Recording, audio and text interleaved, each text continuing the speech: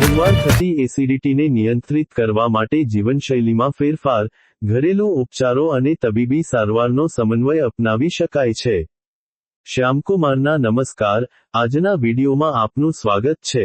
તો ચાલો આજે પણ મેળવીએ નવી જાણકારી, પણ ચેનલને સબસ્ક્રાઇબ કરવાનું ભૂલતા નહીં.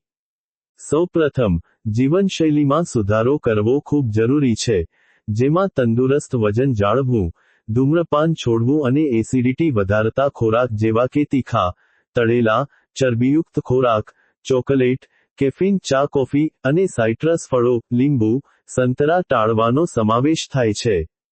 ભોજન લીધા પછી તરત સૂઈ જવાનું ટાળવું જોઈએ. જમવા અને સૂવા વચ્ચે ઓછામાં ઓછો 3 કલાકનો સમયગાળો રાખવો હિતાવહ છે.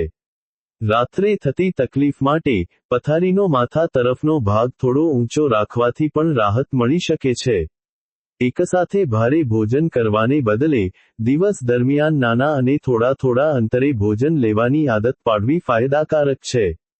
ઘરેલું ઉપચારોમાં પણ ઘણા અસરકારક વિકલ્પો મોજૂદ છે. એસિડિટીથી તત્કાળ રાહત મેળવવા માટે ઠંડુ દૂધ પીવું એ એક સામાન્ય ઉપાય છે.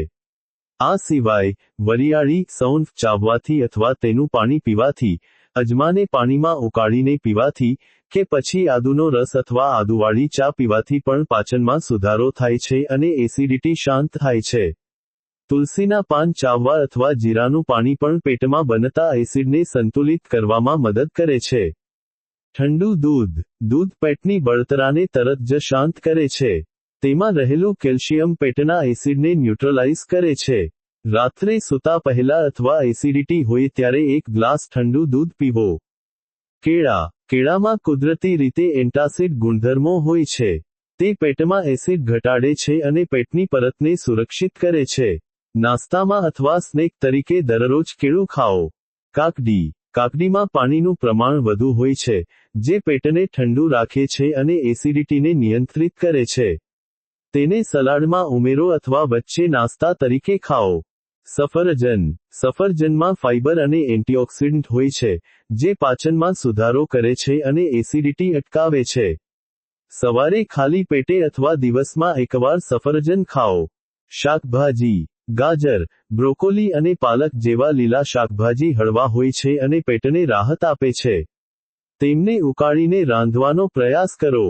જો આ ફેરફારો અને ઘરેલું ઉપચારોથી પૂરતી રાહત ન મળે, તો ઓવર ધ કાઉન્ટર, ડોક્ટરના પ્રિસ્ક્રિપ્શન વિના મળતી દવાઓ જેવી કે એન્ટાસિડ્સ, જે પેટના એસિડને તટસ્થ કરે છે, અથવા H2 બ્લોકર્સ અને પ્રોટોન પંપ ઇન્હિબિટર્સ, જે એસિડનું ઉત્પાદન ઘટાડે છે, લઈ શકાય છે.